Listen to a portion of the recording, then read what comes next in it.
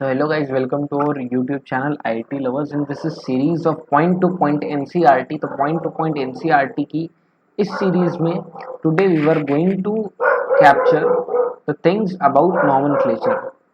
तो nomenclature cover करने वाले हैं. तो nomenclature यार basically बहुत simple है, तुम already 10th में कर चुके हो, ठीक है. तो बहुत ज़्यादा इसको डिटेल में कराने की ज़रूरत है नहीं, ये तुमने पहले से करा हुआ है. अब देखो यार, उतना मैं इसमें है कुछ चीज़ें पढ़ने वाली, बट आई डोंट थिंक कि वो बहुत ज़्यादा स्पेशल हैं. For dihalogen derivatives, the prefixes ortho, meta, para are used in common system, but in IUPAC system, as you have learned in class 11th, unit 12, numerals 1, 2, 1 and 3, 1 and 4 are used. ठीक है, तो ये सब 11th में पढ़ी हुई चीज़ें हैं, थोड़ा सा रिवाइज करा हुआ है, थोड़ा सा रिवाइज दिया हुआ है इन्होंने, रिवाइज हो जाए तुम्हारा. तो ये देखो कॉमन नेम्स दिए हुए हैं कुछ हेलोजेंस के, और ये तो हम लोग डायरेक्ट क्वेश्चन से करते हैं, तो क्वेश्चन से डायरेक्ट करेंगे तो हम लोगों की क्वेश्चन प्रैक्टिस भी हो जाएगी और थ्योरी भी कंप्लीट हो जाएगी.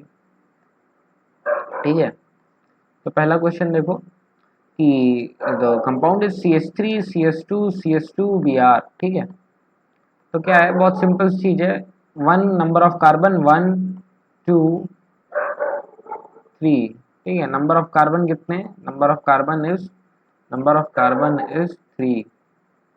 नंबर ऑफ कार्बन 3 है तो हमारा एक चीज तो पक्की है कि प्रॉप आएगा. 3 है तो एक चीज पक्की है कि प्रॉप आएगा. ठीक है, प्रॉप तुमने काउंट कर लिया, यहाँ से तुमने यहाँ से प्रॉप काउंट कर लिया, तुमने हेलोजन देखा, ब्रोमीन लगा है, तुमने क्या देखा, हेलोजन देखा, ब्रोमीन लगा है. कॉमन नेम में एन यानी नॉर्मल, मतलब इसमें कार्बन में कोई छेड़छाड़ नहीं हुई, जैसे था वैसे डायरेक्ट लगा हुआ है. तो तुमने देख लिया कि ये है एन प्रोपाइल यानी नॉर्मल प्रोपाइल ब्रोमाइड. ठीक है, और IUPAC में हो गया 1 ब्रोमो प्रोपेन. नेमिंग हम लोग इधर से करेंगे, क्यों, क्योंकि इधर से हमारा ये पास पड़ रहा है. तो 11th के बेसिक्स रूल हैं IUPAC के कि नेमिंग हम लोग इधर से करेंगे जिधर से हमारा पास पड़ेगा. तो इधर से हम लोग नेमिंग करेंगे 1 2 और ये 3. ठीक है, तो इसी तरह इसमें भी, इसमें आइसोप्रोपाइल है, क्यों, क्योंकि 2 नंबर पे लगा हुआ है, यहाँ पे इस तरह से हो गया इसलिए आइसोप्रोपाइल है. फिर ये आइसोब्यूटाइल है, इसमें कोई ज़्यादा खास चीज़ें हैं नहीं. ब्रोमोबेंजीन यहाँ पे common name IUPAC name same है. This is the IUPAC of aromatic compound. ये बेंजीन है, बेंजीन के एक रिंग के एक साइड में ब्रोमीन लगा हुआ है. और ये देखो, ये थोड़ी सी चीज़ें हैं जो इम्पोर्टेंट हैं कि जो 1,3 की जो पोजीशन होती है, 1,3 की जो पोजीशन होती है, इसको हम लोग बोलते हैं मेटा. और अगर यहाँ पे Br लगा होता, यहाँ पे Br लगा होता तो इसको हम लोग बोलते हैं पैरा. अगर यहाँ पे Br लगा होता, वहाँ पे जहाँ पे नहीं लगा है, अगर यहाँ पे Br लगा होता तो इसको हम लोग बोलते हैं ऑर्थो. ठीक है, अब ये देखो, ये क्या हो गया भाई, चलो कोई नहीं. तो अब ये देखो, इस टाइम ट्राई ब्रोमोबेंजीन. ठीक है, 1,3. तो तुम्हें IUPAC नेम से मतलब होना चाहिए, तुम्हें कॉमन नेम से उतना कहीं पूछा नहीं जाता है. IUPAC नेम अगर तुमको आते हैं तुम्हारा काम बन जाएगा. 1 2 3 3 इसमें है तो तुम्हारा प्रॉप आ गया. ठीक है, 2 साइड चेन तो तुम्हारा 2, डाई मिथाइल तुम्हारा ये हो गया, 2 मिथाइल तुमको मिल गई. ठीक है, और तुमको एक मिल गया हेलोजन. तो सबसे पहले तुमने यहाँ से चेन स्टार्ट की, इधर से भी 1 है, 1 2 3, इधर से भी दोनों साइड से 2 पे आ रही है, इधर से भी 2 पे आ रही है, तो तुम इधर से स्टार्ट कर दो, तुमको ये पहले मिल जाएगा हेलोजन. तुमने इधर से कर दिया, तुमको 1 क्लोरीन 1 पे मिल गया, 1 क्लोरो 2,2 डाई मिथाइल तुमको पहले था, प्रोपेन तुमको पहले पता था, सिंगल बॉन्डेड सारे हैं तो प्रोप एन लगा दिया. ठीक है, फिर ऐसे ही 2 ब्रोमो प्रोपेन, ये ऑलरेडी हो चुका है. ठीक है, तो IUPAC नेम सेम होते हैं, कुछ इसमें ज़्यादा चीज़ें डिस्कस करने वाली है नहीं. 1,1 डाइक्लोरोइथेन, 1,2 डाइक्लोरोइथेन, ये तो बहुत बेसिक IUPAC है, तो बिल्कुल मजाक है. और IUPAC यार, हाँ ऐसे ही देते हैं, कॉमन नेम्स पे उतना मत जाओ, तो फिर तुम कर लोगे आराम से. Vinyl chloride, chloroethene. अब क्लोरोइथीन थोड़ा सा जैसे कि ये है, अगर क्लोरोइथीन आएगा तो कोई भी कर लेगा, बट विनाइल क्लोराइड, विनाइल मतलब कि डबल बॉन्डेड है, दो कार्बन एटम क्लोरीन के साथ, तो विनाइल क्लोराइड बोल दिया, ऐसे एल क्लोराइड बोल दिया, ऑर्थोक्लोरोटोल्यून, ऑर्थो मेटा पैरा तुमको बता दिया, ठीक है। अब ये जैसे प्रैक्टिस के लिए दिए हुए हैं, तो इसकी प्रैक्टिस तुम अपने नोटबुक में कर सकते हो, नोट्स में डिस्क्रिप्शन में दे दूंगा कि draw the structures of all state structural isomerism, तो ये आइसोमेरिज्म में भी इसकी प्रैक्टिस हो सकती है, ठीक है। तो ये सब बेसिक बेसिक हैं, 11th की चीज़ें ही हैं, 12th का भी इसमें कुछ स्टार्ट नहीं हुआ है, सारी 11th की चीज़ें चल रही हैं। And text questions you can do from, we will give the description link of this PDF in the description and you can do the homework, ठीक है, you can do it as your homework। अब है nature of CX bond, तो यार ये हम लोगों ने उसमें भी पढ़ा था, ये हम लोगों ने इंडक्टिव इफेक्ट में भी पढ़ा था, और भी जितनी चीज़ें होती हैं उसमें भी पिछली क्लासेस में भी पढ़ा था, बेसिक्स ऑफ ऑर्गेनिक केमिस्ट्री में, कि क्या होता है जब एक कार्बन और एक हेलोजन आपस में बॉन्डेड होते हैं, तो क्या होता है कि हेलोजन जो है वो always, it was always more electronegative, electronegative हमेशा वो कार्बन से ज़्यादा होता है, क्योंकि हेलोजन वैसे भी पीरियोडिक टेबल में दे आर टू इलेक्ट्रोनेगेटिव, ठीक है। तो क्या होता है कि उसकी इलेक्ट्रोनेगेटिविटी से उसका इलेक्ट्रॉन का जो शेयर होता है, उसका जो इलेक्ट्रॉन का शेयर होता है, वो इलेक्ट्रॉन को इतना इतना शेयर, मान लो इतना वो ज़्यादा शेयर कर लेता है और कार्बन इतना कम शेयर कर पाता है, तो ज़्यादा शेयर जो इलेक्ट्रॉन करता है तो उसके पास आ जाता है डेल नेगेटिव यानी पार्शियल नेगेटिव चार्ज, और कार्बन के पास आ जाता है पार्शियल पॉजिटिव चार्ज, ठीक है। तो ये जो कार्बन के पास पार्शियल पॉजिटिव चार्ज आता है, तो इससे दैट क्रिएट्स अ डाइपोल, तो इसी से that will bring the bond length, typical bond enthalpies and dipole moments are given, तो दैट क्रिएट्स अ डाइपोल, और इसके डाइपोल मोमेंट दिए गए हैं। Alkyl halides are best prepared from alcohols which are easily accessible, तो alkyl halides हैं वो सबसे ज़्यादा इजीली एल्कोहल से बनाए जा सकते हैं, जो एल्कोहल्स हमारे इजीली अवेलेबल होते हैं। तो ये कुछ बॉन्ड लेंथ वगैरह दी हुई हैं, बट आई डोंट थिंक इनका कोई भी कहीं भी इनका कुछ भी कभी पूछे जाने वाला नहीं है, तो कुछ भी नहीं पूछा जाएगा यार। तो ये टेबल मतलब almost just for general knowledge है, तुम्हारी नॉलेज को इंक्रीज करने, या तुम्हारे तुम सोचो कि मेरे एग्जाम में मार्क्स के लिए, वो कहीं हेल्प नहीं करेगा।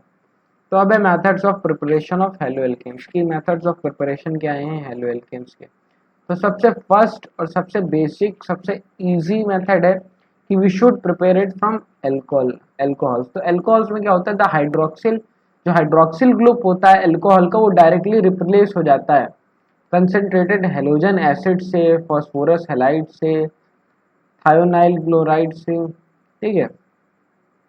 अब थायोनाइल क्लोराइड इस रिएक्शन में प्रेफर्ड किया जाता है क्योंकि इसके साथ SO2, क्योंकि इसके साथ गैसेस SO2 और HCl भी मिल जाती हैं, two gases are escapable, hence reaction gives pure aldehyde. तो ये जो गैसेस हैं ये अपने आप ही एस्केप कर जाती हैं, अपने आप ही मतलब रिमूव हो जाती हैं, इस वजह से ये जो रिएक्शन है इसमें से हम लोगों को मिल जाता है प्योर एल्किल हैलाइड। तो इसमें से हम लोगों को प्योर एल्किल हैलाइड मिल जाता है, तो हमारा काम हो जाता है, ठीक है। तो अब रिएक्शंस देख लो। अब ये एक चीज़ और दी गई है कि the order of reactivity for alcohols with a given hello acid is, तो ऑर्डर ऑफ रिएक्टिविटी दी है एल्कोहल्स की, तो 3 डिग्री सबसे ऊपर, 2 डिग्री उससे कम, और 1 डिग्री उससे भी कम। Phosphorus, tribromide and triiodide are usually generated in C2 by the reaction of red phosphorus with bromine and iodine. तो यार प्रिपरेशन देखो, एक चीज़ है कि एनसीईआरटी में थ्योरी बहुत दी, पर मेन चीज़ें तुम देख लो। जैसे हम लोगों ने पॉइंट टू पॉइंट लगभग ऑलमोस्ट 99.9% चीज़ें कवर कर दी हैं। तो जैसे पहली रिएक्शन दी हुई है ROH प्लस HCl, यानी ROH means ROH was an alcohol, RH एक एल्कोहल है, और उसका रिएक्शन हम लोगों ने किससे किया, HCl was an acid, ZnCl2 was a catalyst here. तो अब क्या हुआ है देखो, ये जो R था इसने Cl ले लिया, इसने गेन कर लिया Cl, और H, इसका H और OH they will make water. तो ये सबसे इजी रिएक्शन है प्रिपरेशन के लिए, इससे इजी शायद कोई रिएक्शन नहीं है। तो I think that is the most easiest reaction to form a alkyl halide from alcohol. फिर और भी कुछ रिएक्शंस दी हुई हैं, इसको नोट डाउन कर लो अपनी कॉपी में, अभी तुरंत नोट डाउन कर लो। जैसे ROH plus NaBr plus H2SO4, यहाँ पे तुम्हारा जो निकालना था तुमको वो निकल आया, तुमको केवल एल्किल हैलाइड निकालना है। फिर NaHSO4 वॉज एन एसिड और डाइल्यूट एसिड, और ये तुम्हारा H2O निकल आया है, पानी निकल आया, ठीक है। फिर एक चीज देखो कि ये जो थ्री और भी ऐसे, अब जैसे फॉस्फोरस के एसिड के साथ दिया गया, तो यहाँ पे तुम्हारा एल्किल हैलाइड निकल आया, और यहाँ पे तुम्हारा निकल आया फॉस्फोरिक एसिड। और जो एक्स है मतलब वो क्लोरीन भी हो सकता है, ब्रोमीन भी हो सकता है, इट डजेंट मैटर। फिर है ROH प्लस PCl5, ये रिएक्शन 10th में भी काफी इंपॉर्टेंट सिग्निफिकेंट रोल इसका है। ROH प्लस PCl5 रिएक्शन जो है इसका काफी रोल है 10th में, काफी बार हम लोगों को पढ़ाई जाती है, तो हमको ये रिएक्शन अभी तक याद है। तो इसमें भी एल्किल हैलाइड बनता है हमारा RCl, और एक कंपाउंड बनता है POCl3, जिसकी वजह से रिएक्शन थोड़ी टफ हो जाती है, और हमारा HCl भी एक एस्केपेबल गैस के रूप में बाहर निकल जाता है, जिसको भगाने की जरूरत नहीं, वो खुद चला जाता है शर्म की वजह से, ठीक है। तो अब ये रिएक्शन भी काफी इंपॉर्टेंट है, इसमें we don't need to do anything, बस जो काम है वो red P/X2 where X2 is Br2 I2 bromine और आयोडीन हो सकता है, उसमें हम लोग केवल कैटेलिस्ट के हिसाब से डायरेक्ट एल्किल हैलाइड मिल जाता है। फिर लास्ट रिएक्शन है ROH प्लस SOCl2, तो यहाँ पे RCl यानी तुम्हारा एल्किल हैलाइड निकल आया, SO2 निकल आया, और HCl निकल आया। तो ये C2 वाली रिएक्शन है जो सबसे सिंपल रिएक्शन है। इसमें क्या हुआ कि ये जो दो गैसेस थी ये तो अपने आप एस्केप कर गई, और ये तुमको मिल गया प्योर। ये तुमको कैसा मिल गया, ये तुमको मिल गया प्योर 100%। 100% तो नहीं बोलूँगा, बट हाँ तुमको 99% तो एटलीस्ट मिल ही गया, ठीक है। तो तुमको 99% मिल गया, तो तुमको और क्या चाहिए।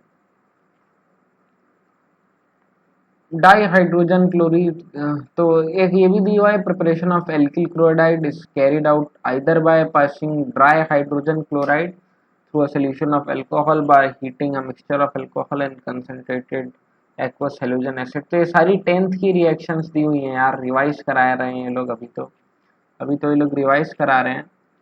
बाकी from hydrocarbons we will learn it in our next class. So thank you, keep watching, keep sharing, and keep liking, keep subscribing our channel IT Lovers. Thank you.